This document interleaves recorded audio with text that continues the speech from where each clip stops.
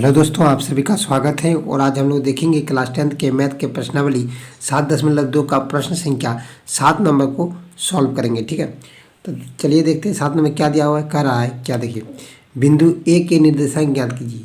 ठीक है, हम फिगर बना चुके हैं यहाँ पर, जहाँ ए बी एक वृत्त का व्यास है। ए बी क्या है, एक वृत्त का क्या है, ये व्यास है, जिसका केंद्र 2, -3। तो यहाँ पर वो केंद्र मान लिए 2, -3 है, तथा बी के निर्देशांक 1, 4 है। बी का निर्देशांक कितना है, 1, 4। तो हमको क्या निकालने बोल रहा है, ये जो ए बिंदु का निर्देशांक होगा उसका मान निकालना होगा। ठीक है, मतलब एक्स, इसको मान लीजिए वाई। ठीक है, अब देखिए ये जो रेखाखंड ए बी है, तो ए बी का क्या होगा यहाँ पर। अच्छा, आप बताइएगा कि ये जो रेखाखंड ए बी, रेखाखंड बोलिए या तो ए बी एक जो व्यास है उसका जो मध्य बिंदु होगा क्या होगा, ये वाला होगा कि नहीं। क्योंकि वो जो बिंदु होगा ये दोनों से बराबर दूरी पर है, क्योंकि दोनों ही तो त्रिज्या है ना। तो ये जो केंद्र से जितना भी सारा त्रिज्या खींचा जाए तो उसको हम लोग क्या कहते हैं, बराबर होता है। ठीक है, दोनों बराबर होगा। तो यानी ओ बिंदु से इसका बी का दूरी और ओ बिंदु से ए का दूरी दोनों क्या है, बराबर है। यानी ये ए बी का अगर पूरा देखा जाए, ए बी व्यास का मध्य बिंदु का क्या, ओ होगा। ठीक है, तो हम लोग लिख लेते हैं। चलिए, माना ए बी वृत्त का व्यास है। ठीक है, ए बी क्या है, वृत्त का व्यास है। और ए बी का मध्य बिंदु क्या होगा, ए बी का, ठीक है, ए बी का मध्य बिंदु क्या होगा, मध्य बिंदु होगा आपका, मध्य बिंदु होगा ओ। ठीक है, ओ होगा। ओ कितना है, तो मध्य बिंदु जब ओ होगा तब हम लोग क्या कर सकते हैं, ये दिया हुआ है मध्य बिंदु। ठीक है, और एक फॉर्मूला होता है क्या, कि मध्य बिंदु निकालने वाला फॉर्मूला क्या होता है। देखिए, जैसे एक्स का अगर मान लीजिए इस प्रकार रहता, ये मान लीजिए x1, ये y1, ये b मान लीजिए x2, y2। ठीक है, और इसका मध्य बिंदु मान लीजिए यह रहता x, y। तो हम लोग क्या कर सकते, इसका मान कैसे निकालते थे, x बराबर क्या, x1 प्लस x2/2। और y का मान कैसे निकालते थे, y1 प्लस y2/2। इस प्रकार से x और y का मान निकालते थे। लेकिन यहाँ पर क्या दिया हुआ है, यहाँ पर x और y का मान पहले से दिया हुआ है, हमको क्या निकालना है, इसको निकालना है।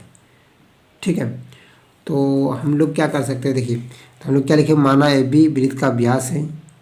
ठीक, ए बी का मध्य बिंदु क्या है, ओ है,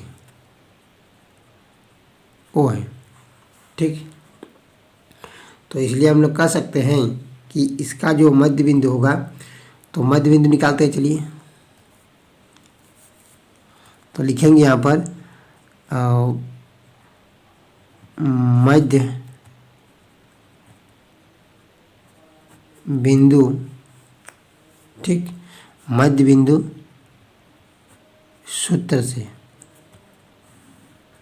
तो मध्य बिंदु सूत्र से क्या हो जाएगा, देखिए, तो हम लोग लिख सकते हैं क्या, कि इसको देखिए, ये क्या होगा x1, ये x2। ठीक है, ए बी, तो ए बी का मध्य बिंदु क्या है हम लोग का, ओ बिंदु है। तो हम लोग यहाँ पर लिख सकते हैं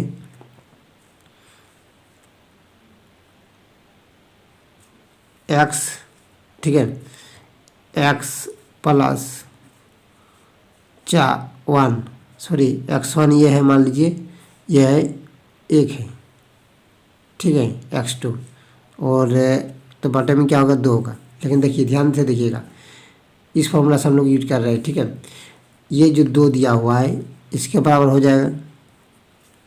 ठीक, और देखिए ये y1, ये y2, तो मेरा क्या होगा, यहाँ पर थोड़ा लकीर खींच देते हैं ताकि ये एक साथ नहीं दिखे। ठीक है, 4 और y, मतलब y प्लस, लिख सकते हैं कि y प्लस 4/2 और बराबर क्या होगा -3 होगा, क्योंकि ये y के बराबर होगा। ठीक है, अब देखिए 2 तिरछा गुना कीजिए तो x + 1 बराबर 4, यानी x बराबर 4 - 1, यानी कितना आ गया 3।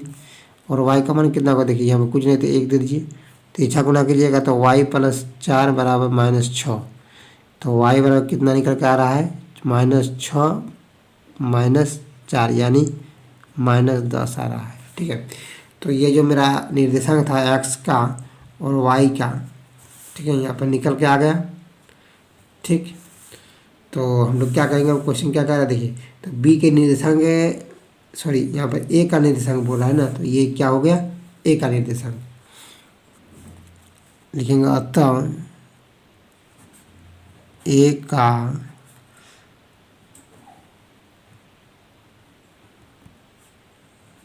निर्देशांक क्या है, a का निर्देशांक क्या होगा 3, -10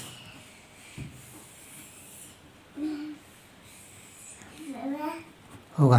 ठीक है, 3, -10 होगा। तो थैंक यू दोस्तों, अगर वीडियो अच्छा लगे तो लाइक कीजिएगा और चैनल में नए हैं तो सब्सक्राइब कीजिएगा। Thank you.